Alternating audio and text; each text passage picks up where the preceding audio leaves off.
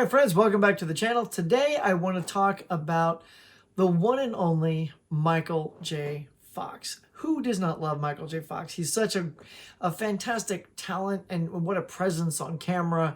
We all grew up loving him with Family Ties, and then he rolled into a nice film career and then came back around to television in Spin City. So much to talk about. I'm going to give you my top 5 Michael J. Fox picks, and this has come around basically because I just got done watching the movie Still. That's all based on his life with Parkinson's. It's an absolutely amazing watch. If you haven't seen it, please do yourself a favor right after this.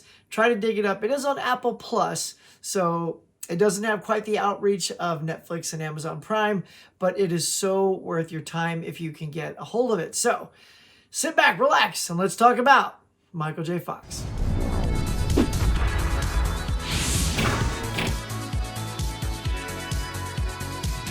All right, so here we go. Let's get into it, y'all. I want to talk about my 5 favorite movies starring Michael J. Fox, and the reason we're going down this path, like I said in the intro, is because I watched Still. This is an absolutely phenomenal motion picture from Michael J. Fox, about Michael J. Fox and his Parkinson's disease and how it's affected his life.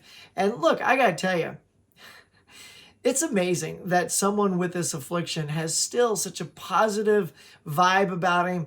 If he falls down, he makes a joke about it. He's just still in such good humor. I see why Tracy Pollan's still with him. Like, I see why she would still love this guy, because he's still him. He just has trouble moving and walking and talking sometimes. But he's still, like, you can just tell he's still that lovable Michael J. Fox. So I just love this guy. I grew up, to give you a little background on my love for Michael, I grew up with watching him on Family Ties, was a super fan of that show. And, and then, of course, he got into his film career, which we'll talk about with my top 5.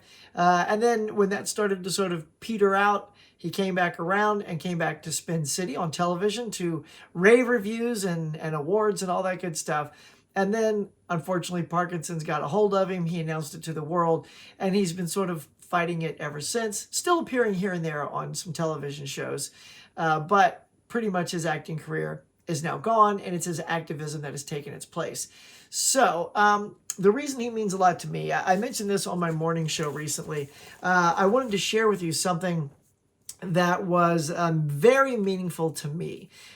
First of all, I came out to California to pursue acting, and one of the things I got involved with was a Shakespeare play. And I'm not a Shakespeare guy. Like, I didn't grow up reading all the Shakespeare plays and understanding the way the dialogue went. Totally not into that. But for some reason, the director, after my audition, I thought, I'm not getting this part because I don't even know what I'm saying. I got the part. And it was the lead part in Taming of the Shrew as Petruchio. And I was just like, what? Is this happening? And you know what? I fought through a lot of struggles with that. I didn't think I was right for the part. I wasn't getting it. And one weekend, the director says, look, Monday we're going to be off book. I want you to go away, go this weekend, really work on it. And if you still feel like this isn't you, we'll figure something out. And you know what? I'm not the kind that just lets anybody down, lets myself down. I'm not going to let my agent down, my manager down, myself down at all. So I hunkered down, and oddly enough, there was like a light switch that went off. And suddenly I knew every single word I was saying in a Shakespeare play, something I have professed to not know anything about. So that said, when it was all said and done, reviews came out, and this is why Michael means a lot to me. So I got this review, so I'm going to share this with you right here.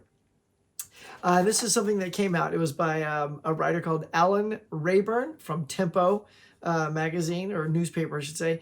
And he wrote something that was a review about me.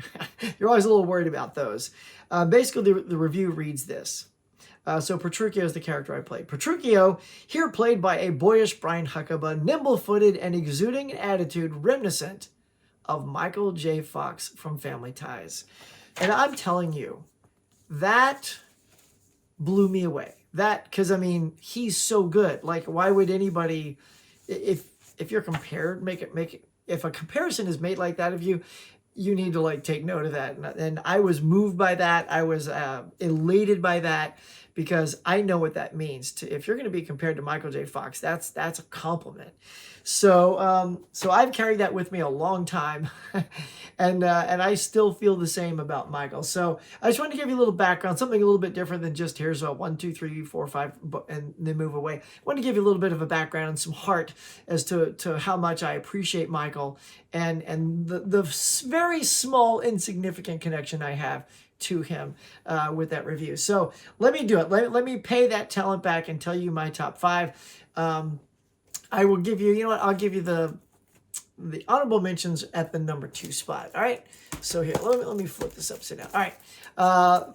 The number 5 movie I gotta throw out there is, I know my buddy Garrett over Born to Be Rad loves this movie, and that is Teen Wolf. I know it's much higher on his list, but I really enjoyed Teen Wolf. This came hot off the trails of Back to the Future. I want to say he even shot this before it, but I think when the people involved with this film, you know, caught word that Michael was working on a Spielberg movie, they're probably like, why don't we wait for that to come out, and then we can capitalize on that. And sure enough, you know, it came out. But Back to the Future still held on to the number 1 spot. But for a week or maybe more, Michael had the 1 and 2 movies of that week, and that is Teen Wolf. It's a fun little flick, fun soundtrack. Michael's super charming in it, and you know, if you've seen Teen Wolf, you know what I'm talking about. So yeah, cute movie, Teen Wolf. You know, way better than Teen Wolf 2. Sorry, Jason Bateman. I love Jason Bateman, but yeah. All right, so number 4 is going to be Peter Jackson's The Frighteners. What a fun, underrated film this is. I love the style, and Michael's great in this too. Like he's got much shorter hair. What I love about it, his look too, is a lot of his films he kind of has a similar look. He's got kind of that Alex B. Keaton hair, but in The Frighteners, he's got a very close shaved head. It kind of gives him a little bit older look, which I really appreciated. And Jake Busey's in this thing too. So yeah, it's kind of fun. Look at that. I just love that cover there. Yeah. And I know this has got some other releases on it, but I had recently picked up this Blu-ray. So yeah, so there you go. So we're going to roll with Frighteners at number 4. At number 3, we're going to go some Doc Hollywood. This was like all in that sweet spot, you know, as he was moving on from hit after hit. This was in there. This also starred Julie Warner and Woody Harrelson. And it says here, irresistible. Michael J. Fox is perfect. And isn't he, though? Yeah, I mean, that's just... And he looks so young, too. It's a very Doogie Howser thing, too. He just looks so young as a doctor. So, yeah, so we're going to go with number 3, Doc Hollywood. All right, I think you know where we're going here. Number 1 and 2. At number 2, and a lot of these are, by the way, are Kino Lorber titles, and this is one of those. And I'm going to go with Secret of My Success. Outside of the main one, the big one, which you probably know where we're going, this is one of my favorites of his. It's that corporate, you know, it's sort of like, it feels like this is where Alex P. Keaton would be headed as a character, you know, corporate world, getting some success there.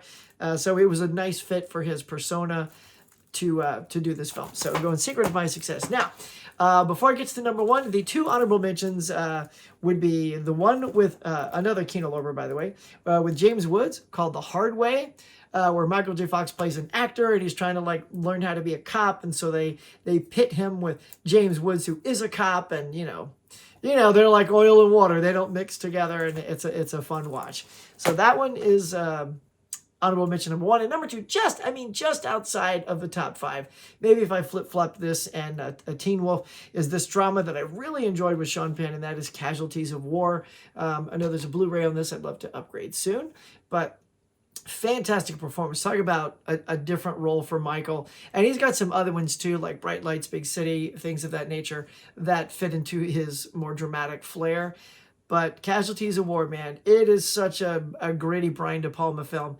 Very much worth your time. So check out Casualties of War. Now, of course, we're at number 1, and this is not without its merit. I know it seems like typical to put Back to the Future up there, but it's because of the magic of Back to the Future. I mean, let's just briefly get into why I love this. Look, again, coming off of Family Ties. He was still shooting Family Ties and shooting this at the same time. We all know the story. He replaced Eric Stoltz because Eric didn't quite have the mojo the producers and directors were looking for. And when you see Michael do the scene with the DeLorean, I think they were all, I'm not sure, but that may have been the first scene he shot. And when he comes out and he's like, wait, Doc, are you telling me you built a time machine? Out of a DeLorean? Wait a minute, Doc. Are you telling me that you built a time machine out of a DeLorean? Right? And then they're like, yeah, that's our guy. Because you just watch that delivery. It's so freaking good. I don't know how Eric delivered that, but when Michael delivers that, it's like you get why they wanted him, and you get why he's got that screen presence that we just absolutely love. And I'm a fan of the entire trilogy. I mean, look, you can just put it all in there as one giant story. I'm not going to, obviously, I think first is the best, then 2, then 3. I think it kind of goes in that order. But it's a great story all the way around. Michael's fantastic in it. It's funny. It's like he never quite ages in any of them. It's like he held that youthful look for so long. But what a gem this film is for me. Back in the day in the 80s, I worked in the movie theater. So this was my first job, was working at cinemas. Go figure, right? It was just a natural fit for me. And in 85, I was working at the theater, and our manager said, hey, we're going to screen something at midnight just for us, because it just came in Thursday night and it was going to start Friday. And we all watched Back to the Future. And so I got to see it for the first time in our own little theater with the 15 employees. It's like our own little private screening. And it was hilarious. It was such a good moment. I couldn't believe I was getting to experience this like before everybody. And then, of course, it came out, caught on like gangbusters, and was this mega hit for Michael. Put him on the map. He got to do all these other movies because this was the hit they were hoping for. I'm sure he was hoping as well, because he was busting his ass to do this and Family Ties, and it paid off in spades. So that is it. That is my top 5, my love for Michael J. Fox, my brief story and small connection to Michael J. Fox. Guys, that is going to do it for now. Thank you so much for checking out this video of the top 5 films that I like from Michael J. Fox. If you enjoyed this top 5, if you have a different top 5, or maybe you would have put some of those in the top 5, let me know in the comments below what you would have done.